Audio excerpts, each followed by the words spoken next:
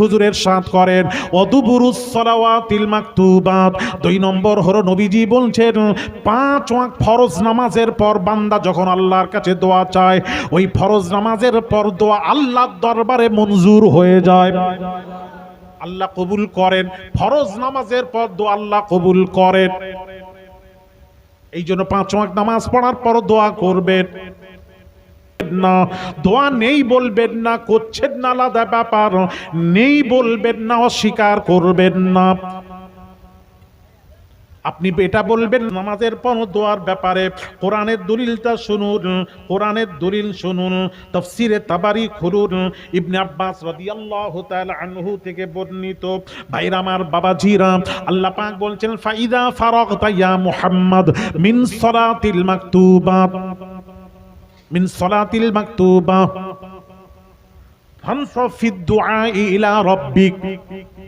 সূরা ইনশিরাহ খুলে দেখুন, আল্লাহ যখন ফরজ নামাজ পড়ে নেবেন, ফরজ নামাজ থেকে ফারিগ হবেন, নামাজ হয়ে যাবে, তখন কি করবেন?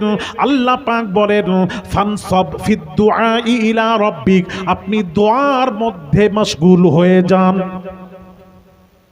ফরজ নামাজের পর দোয়া করতে আল্লাহ নবীজিকে আদেশ করলেন, ফরজ নামাজের পর দোয়া করুন, দোয়া করুন।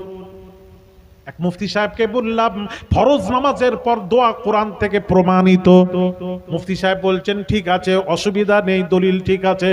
আল্লাহ নবীকে দোয়া করতে বলেছেন, হাত তুলে দোয়ার কথা তো উল্লেখ নেই। আপনারা হাত তোলেন কেন? দোয়ার কথা আছে, কিন্তু হাত তুলে দোয়ার কথা কোথায় লেখা আছে? আমি বললাম মুফতি সাহেব খাওয়া দাওয়া করেন? বলে হ্যাঁ করি। আমি দলিল, আল্লাহ পাক কোরআন পাকে বলেন কুলু অশরাবু, আল্লাহ পাক বলছেন কুলু মানে খাও, অশরাবু মানে পান করো। আল্লাহ খেতে বলেছেন, পান করতে বলেছেন, তাই খাই আর পান করি। আমি কিভাবে খাও? কিভাবে খাও? বলে হাত দিয়ে। আমি বললাম আল্লাহ বলছেন কুলু মানে খাও, কোথায় বললেন হাত দিয়ে খাও? কোথায় লেখা আছে? হাতের কথা দেখাও। কুলু খাও, হাত দিয়ে খাও, কোথায় লেখা আছে দেখাও। তাহলে প্লেটে ভাত থাকবে, এইভাবে খাবে? বলে ওইভাবে মানুষ খায়, গরু ছাগল খায়। খেতে হলে হাত দিয়ে খেতে হয়। আমি মুফতি সাহেব লাইনে এসেছেন, যেমন খেতে হলে হাত দিয়ে খেতে হয়, তেমন দোয়া করতে হলে হাত তুলে দোয়া করতে হয়। কথা ঠিক কি না?